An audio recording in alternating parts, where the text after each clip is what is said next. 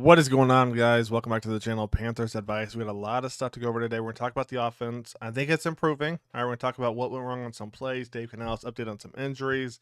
And the almost touchdown to Tetairoa McMillan. What went wrong there? Because it actually should have been an easy 6, but a couple things kind of detoured it from that. All right, we're going to break that down and talk about why Bryce Young, well, he didn't have big success today against the Falcons. Why he actually has success against the Falcons in general, man.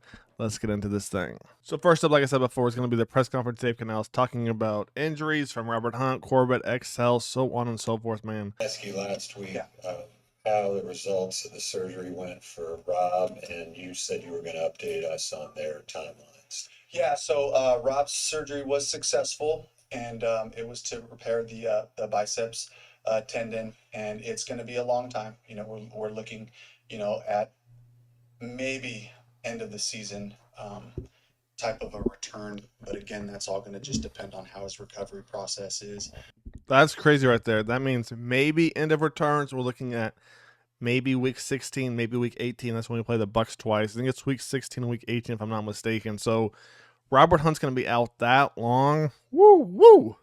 It'll be interesting to see, kind of how this team develops. Let's get an update on Corbett real quick. Austin did not have surgery. Right now, he's rehabbing that, and it's closer to. I guess the number I got was 6 to 8 weeks. And 6 to 8 weeks. Well, we're at week 3 now, so that's going to be towards that second half of the season. So right now, hopefully this starting 5 that we have now, all right, hopefully they can hold it down. I feel like they did pretty good against the Falcons, kind of throwing them together. You got 2 new guys starting, right, with 3 other guys who have been starting, and they look pretty good. You got some interior pressure, but you kind of expect that, to be honest with you, because when you insert a new center and a new guard right next to each other, all right, that's kind of the worst combination, because now they have to learn off of each other, plus learn off the tackle or learn off the tackle on the other side. Xavier didn't play. What's an update on Xavier? Yeah, we'll give you guys the updates on Wednesday. Okay, that was pretty quick, right? And so if you didn't hear, they asked about Xavier Leggett, the injuries, what's going on, and Dave made it quick, right? We'll give you the updates on Wednesday. Now, what are my thoughts on Leggett not playing? It doesn't take a therapist, a psychiatrist, a doctor to see somebody like XL, if they're not happy, if they're not energetic, if they're not outgoing, they're not enjoying it, which means their head's not in the game, which means it's not likely that they're going to give you 110% every time. Something is off with him. Could be an injury, it could be. Could it be mental? It could be. Let him come back. Let him kind of be his goofy self again, because that's when you're going to get the best out of him, right? So I'm all for the break. Let him take a week. Let him take 3 weeks off if he has to, because he has potential, right? But he's got to work on those fundamentals. Let's keep it going real quick. Play with T-Mac, and then also get your general comments about how it's played so far. But the play was, Bryce said yesterday that he told T-Mac to do one thing on that deep ball in the third quarter. T-Mac adjusts and almost makes the catch, but Bryce said that was 100% on him. What happened there? I'll keep that kind of behind closed door, but there was a little bit of miscommunication on that play, yes. I don't like the XL play. We're going to take a look at that real quick. Let's take a look what happened on that deep route. So as we jump into this thing, I've had to go over this play a few times to figure out, okay, what did T-Mac want and what did Bryce want? Let's run it back real quick. So as we run this thing back, you got to look at the Falcons defense real quick. And all that is this defensive back right here has the half. He's got the quarter right here, and he's got the other quarter. Falcons defense is actually similar to what the Panthers do. But as we break the play down here, you're going to see it's man-to-man coverage. They're going to blitz the nickel off the edge. Now, how many times have we seen teams do that in week 1, week 2, and they got pressure? Look at the Panthers right here. They're going to slide left right there. Bang. Right, take a look right here. Half slide left. These guys aren't sliding. Right here, these 3 are going to slide. Ooh, beautiful pickup right there. Pocket looks good. Now, they will get pressure, but pocket looks good. But now let's take a look what happens on the backside. So like I said before, that nickel's going to come in. Panthers are on a switch concept. Bryce is going to see man-to-man coverage, but he also has to worry about this safety. Now, here's where things get confusing. If we let it go from right here, safety's going to bite down right there. T-Mac is going to be open. And not necessarily open, but he's going to get a step or two. So he's like, okay, if the safety bites down, put that thing in front of me right here. Now, what did Bryce probably want? Bryce probably wanted this right here. It's a cover 2 look. If that safety right here comes down, right, Bryce is probably like, okay, I don't want to go post. If I go post, okay, I'm potentially targeting that single high, middle high safety, right? But if I go backside, corner route, there's going to be no safety over there. So knowing that, looking at it from the start right here, we're going to pause it. Bryce gets pressure from the center and that right guard. He's got to settle in the pocket, still gets pressured. He sees T-Mac not really running that corner route. Again, I could be mistaken, but those are my thoughts on what Bryce wanted T-Mac to do. He's going to throw it up, and he's going to go backside right there. To me, that's where the confusion is. If that cover 2 safety, right, that left one, if he bites down, let's go corner route, right? No safety over the top right there. But if this safety right here bites down, just put the thing in front of me and I'll go get it. So as you can see, man, just little things. But once these two get on the same page, once the offensive line gets on the same page, I think once Coker comes back, this team has potential to make a run. Now, I'm not saying a crazy run. Let's clarify real quick. I do think a wild card is in the picture. You saw what they did to James Conner. You saw what they did to Bijan Robinson. Okay? That's with Patrick Jones being out too. That's with Trevin Wallace and Christian Roseboom. They're only 3rd week in the NFL season, right, for this year, obviously. This team has potential, right? Offense has to improve a little bit, which is why I said once Coker comes back and once McMillan and Bryce get on the same page. But once that happens, I don't think a wild card is out of reach. I really don't. So with that being said, man, let's keep it going. Let's do a little bit more press conference and look at the film, man. Let's get into it. This question about tackling. Trevin Wallace seems to kind of had a 180 over the last couple of weeks. Yeah. What are you seeing from him? What have the conversations been like? And also, why do you think he's been able to kind of turn things around so quickly?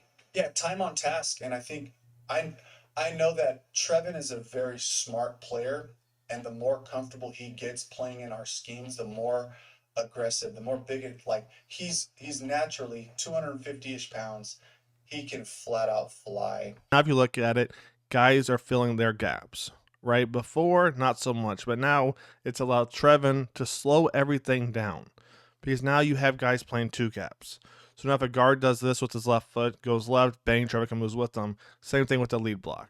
So I think that's one big reason for his progression is because you fixed up front. Before it wasn't great. Now I think it's pretty good. Let's keep it going. Let's take a look at the film. Nothing too exciting on offense, but there was some positives. Let's get into it. So first play we're going to look at right here, Panthers are going to run a play action. And what I like right here is the creativity. Now, I wish they would have went back to Bryson, to be honest with you. I feel like they went to him early, if I'm not mistaken, and then never went back. But take a look right here. Remember what I said. They're going to run the play action. We're going to slide right. Bryce is going to roll out, come back left. Watch Bryson. He's going to have the nickel on him right there. Take a look what happens. He's expecting Bryson to slide right. Bryson cuts back left. Bryson is special, right? I wish they would have used him a little bit more, to be honest with you. But again, when you're up by 30-0, you know, you don't really get a chance to open up the playbook. You want to be smart, get the win, and a big shutout win at that. Another thing to look at is Bryce right here. Bryce knows he's going to get hit, and it's good to see him make this throw kind of on the run right there. He gets demolished, as you see right there. What a perfect throw, man. I love the play call.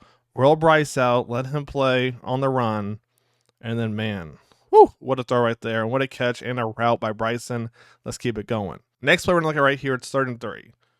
Falcons drop into a cover 1, it looks like right there. Bryce tries to go to T-Mac, throws a little bit behind him. Now, one thing I want to look at right here is we're going to pause at the top of the route. T-Mac is going to slip up a little bit, and that's probably why he doesn't get it. With that being said, I'm glad the Panthers are still trying to go to T-Mac, even if it's man coverage, even if you know it's going to be an in route, and they're going to give you outside release, which means if you want to go in, you're going to have to work for that thing, right?